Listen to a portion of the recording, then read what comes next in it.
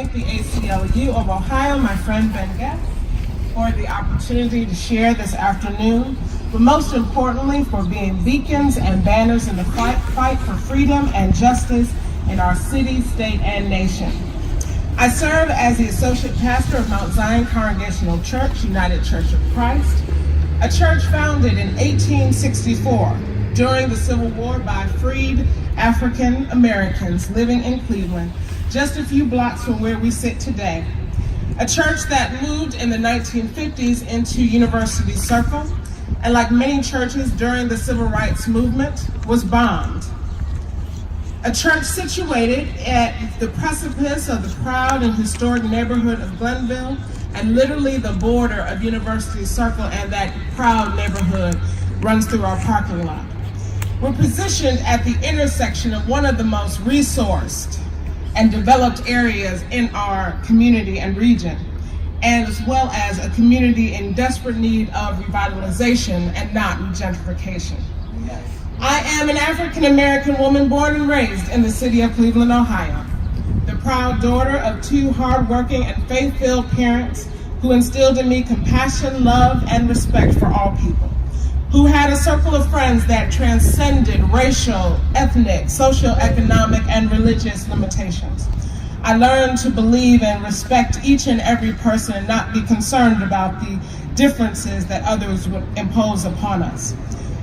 I learned to believe in the ideals of this country, to see the difference between the reality, and to do my part to make them come to life, not just for me, but for all. Liberty and justice for all. Those are words. Words derived from a declarative document of this nation. Words that in part brought the American experience into existence. Words that have meaning. We hold these truths to be self-evident that all men are created equal, that they are endowed by their Creator with certain unalienable rights, that among these are life, liberty, and the pursuit of happiness. These words have been written into the DNA of this nation.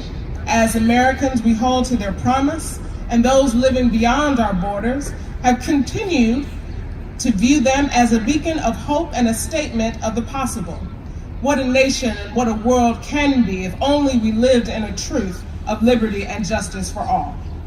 The problem with these words, once you expand them beyond their gender limitations to include all human beings, is that the writers, declarers, and signers were all too comfortable with the idea of liberty and justice for one and for all, manifested as liberty for some and justice for the few. These truths may be self-evident, but they are not self-fulfilling. They may be self-evident, but they are not self-enacting. The words of this document began a war, the American Revolution, but they also began a larger fight for independence, one which we continue to battle today. A conflict that will not be resolved until the words of the document take on flesh and become truth for all people. I come from a faith tradition where the word became flesh and lived among us. I come from a faith tradition that proclaims that for God so loved the world that God gave God's only Son, so that everyone who believes won't perish but have eternal life. God didn't send his Son into the world to judge the world, but that the world might be saved. My faith tells me that everyone means everyone, that all means all, that every human being is created by God wonderfully, purposefully, and lovingly, just as God intended them to be. There is no one less worthy, no one less worthy of being loved, affirmed, or valued as a child of the Most High. And if God doesn't count anyone out, then neither can we.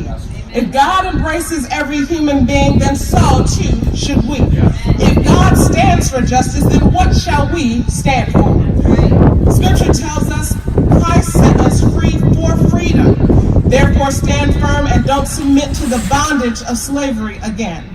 Freedom, my friends, is its own reward. Jesus came as a liberator, and we too are called to be liberators. I stand before you as a descendant of enslaved persons who survived being stolen from their homes, their land, and their culture, survived the Middle Passage and the auction block, survived the horrors of slavery, the myth of Reconstruction, and the demeaning indignities of Jim Crow. I stand before you as a woman, standing on the shoulders of other women who fought the fight for equality in the home, the workplace, the voting booth, the schoolhouse, the church house, the pulpit, and the public square. I stand before you as one who has been given a voice, a platform, and who has heard the question. And what does the Lord require of you? And the answer? To do justice, love mercy, and walk humbly with your God.